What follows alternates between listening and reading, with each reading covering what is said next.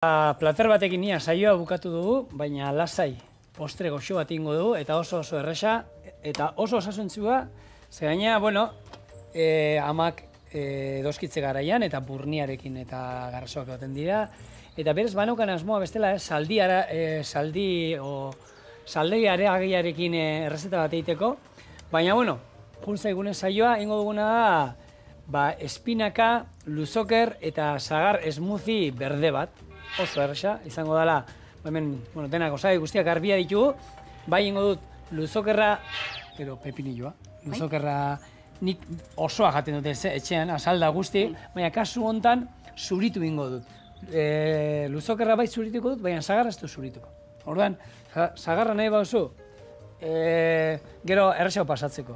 Moztu holan, da erolako pusketatan, gero azkenan txikitzeko erresa bizateko. Bueno, hemen, azti gara baitzeiten, nola 80. hamarkadan, galdu izen pixka titia emateana. Eta hor, eta oin, berreskuratzen ari gara kultura hori, ez, titia umei emateana. Eta hor, jente helduak zer esaten dizu, ez, jente helduak dira, garaio egitakoak, ez, beti titia ematen zena, normala zena hori zenean. Horiek zer esaten dizute, ero... Bai, guk azkenean esaten dugu, nola heldu gara, onaino titi gabe. Ezin eskoa zen, orain dela egun urte ziren biberoiak existitzen, ez? Ez. Orduan zer esaten dute amonak, berramonak, badenetarik dago. Egia esateko normalean,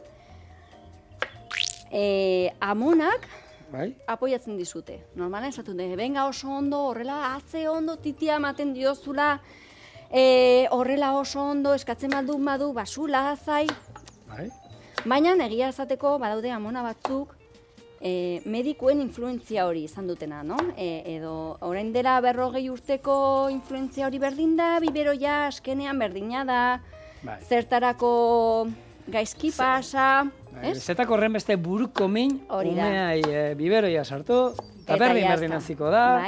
Azkenean pentsatu... Behirazu ez dizut esan, behirazu nola zauden. Azuri biberoia eman izan da. Hori da, bai ez, berdin da, azuk biberoia eta begiratze ondo zauden. Azkenean zertarako horrekin gaizki pasa. Hortara medikoak iritsi dela, aman esnea bezalakorik ez dago. Nutrizionalki, umeentzeko dena, eta aparte harremana, amarekiko daukan harremana. Baina bestela janari moduan hori bezalakorik ez dago. Ez dago ezer, gainera aurkitzen ari dira, ikerketen bidez, esne artifiziala ez dela berdina eta txarra izan daitekela. Bai. Azkenean zaiatzen dira ia produktu berdina egiten. Zuk analizatzen baldin badute amaren esnea, ingredienteak ez dira horri batean sartzen. Bada sekulako kantitate bai bakteria onak, elikadura, bai inolako zerrenda, ez? Eta saiatzen dira modu berdinen egiten, baina ezinezkoa da.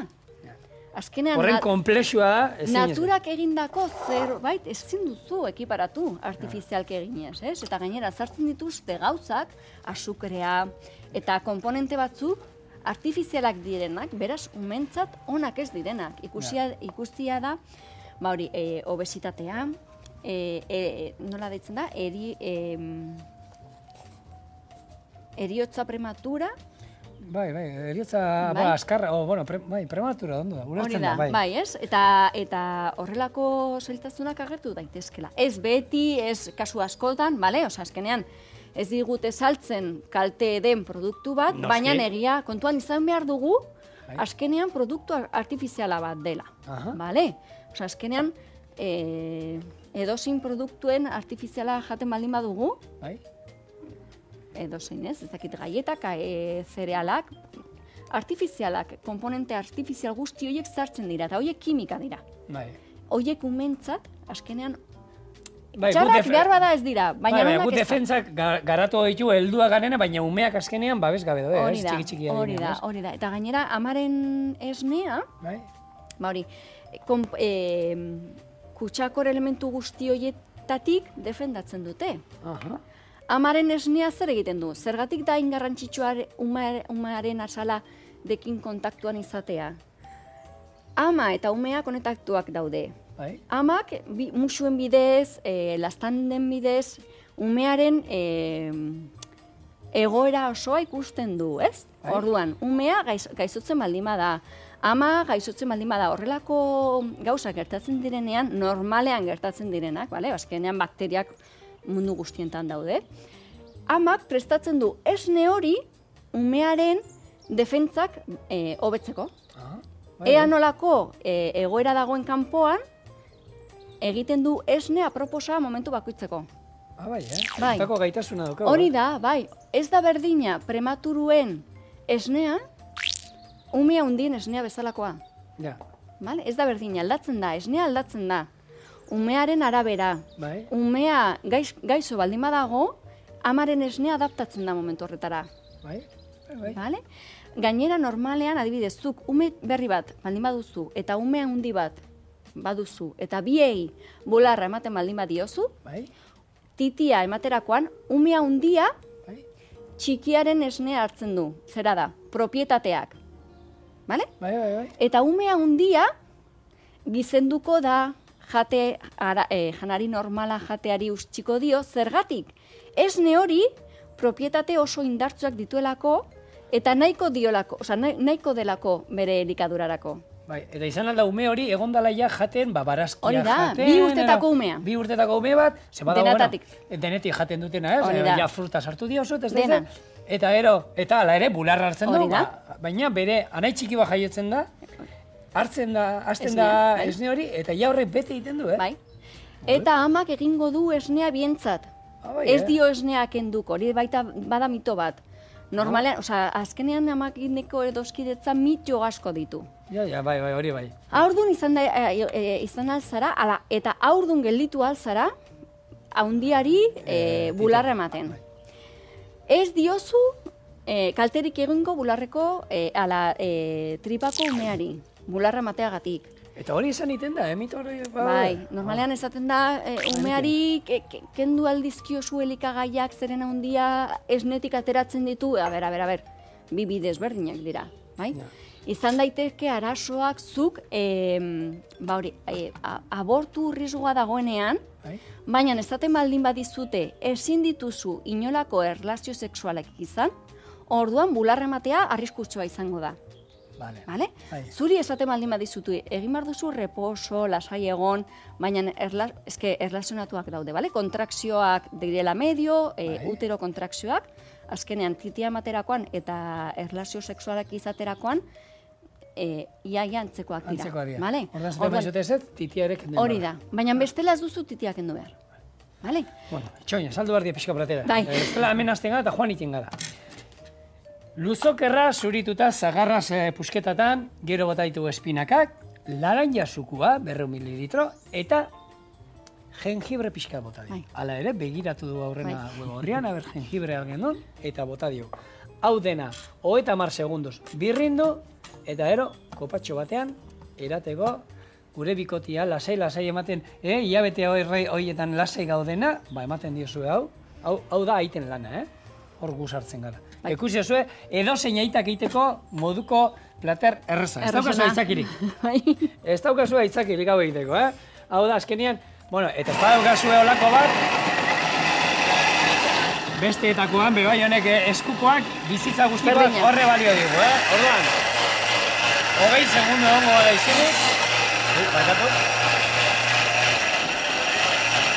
Zer adinaga arte egona, Zuko lan jende ume nagusiena titi hartzen, zer adina arte ezautu duzu? A ber, Osasuneko munduko elkartea, Organización Mundial de la Salud, aholkatzen du. Lehenengo 6 hilabeteak bularra bakarrik.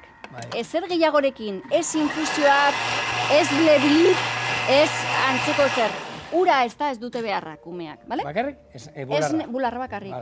Uda da, 4 hilabete ditu, beharko du ura, ez du ura behar. Ez deshidratatzeko bularra eskaini. Azkenean esnea ura da euneko haundi batean. Hori da, nahikoa du horrekin. Orduan, gomendioa da, 6 hilabete arte, bakarrik bularra. Lanean hasi behar baldin baduzu, behar bada, zeltasunak dituzu. Orduan baditugu horrelako makina bereziak, gauza pizkat, Erresteko. Erresteko, hori da. Bai, orduan, bueno, horretan. Baina dena den, gure elkarteak saiatzen dira ere gobernuarekin hitz egiten, lana eta berdintasun gai hoiekin, bale? Nik hor pixkanaka uste dut bagoazela. Hori da, bai, baina horretan lan egin behar da ere. Bai. Bueno, orduan, lehenengo 6 hilabeteak bakarrik bularra. Bularra, bai. 6-etatik aurrera, umea, badaude hor seinale batzuk, ez? Ez badu janaria eskupitzen. Bai. Ezertzen baldin bada bera bakarrik, gauzak hartzeko gai baldin bada, bale? Zuk hau uzten diozu, eta berak umea hartzen du, eta ahora eramaten du, eta zurrupatzen du, bale? Hori da momentua janaria eskaintzeko. Bale. Bale? Eskaintzen baldin badiogu, eta hartzen du. Bena, horrekin, pixkanaka sartu, 2 urte arte.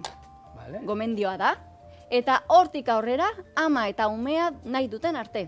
Bai. Nik ezagutu dut, haundiena, 6 urteko mutiko bat, gaina izan zen, eta erran batean oso bitxia zen. Neska bat zegoen beste lagun batekin hitz egiten, umeak hankorrika ez dakiz zer, etorri zen umea amagana, altzatu zio kamiseta holan, txupatu zuen pixkat, eta zein zuen da, esan, ja, hau pai. Bai, hori da. Eta hori ingo, bueno, oin, txoina pixkat, hau probatuko gortago, kopa pare bat. Listo. Hau, esan dugu berdea dela, ez? Ikusiko zuen. Berde, berdea.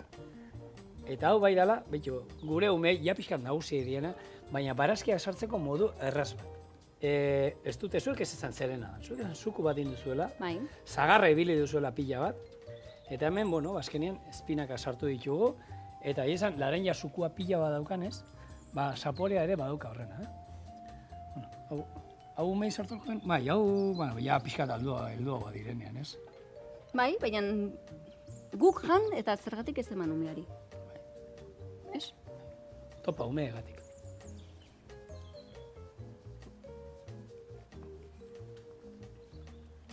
Zer ditu zaizu? Oso gozoa. Oso gozoa da. Bai. Freskoa gainera eta... Bai, eskertzen da, gara jontan freskoa. Bai. Zerekin deitzen dizu lan, jendeak ze duda dauzkao lan gehienako lan ikusten duzu? Normalean, haurdun izandako emakumeak, ia egin halko duten galderarekin. Jo voy a poder, baina halko dut, ez ditut arazorik izango, bale? Beldur hori dauka horrein jendeak, Bai. Eta normalean, umea izan da, badaude pixuaren arazoak daudenean, mina dagoenean, zauriagatik. Bai, mina eta bai zauriengatik, orduan egin behar da toma bat ikusi, zuzendu, eta normalean, ondo baldin badoa dena, konpontzen da, hori da. Gero aurrerago, bai, elikadura normala sartu behar denean, nola egin, eta lanera bueltatzerakoan, nola egin dezaket, zer egin dezaket, baita bikiak daudenean, bai, hori da, aurdun nago, eta bi umedak daute, nola egin. Bueno, babakizue, zerbait gehiago nahi baduzue jakin, amagintzan. Sartu, interneten sartzen bazate, bilatzailean idatzi amagintza, eta zeituan agertuko zaizue elkarte hau, eta esan bezala musutruk egiten dutela, eta zuei laguntzeko daude. Beraz, animatu.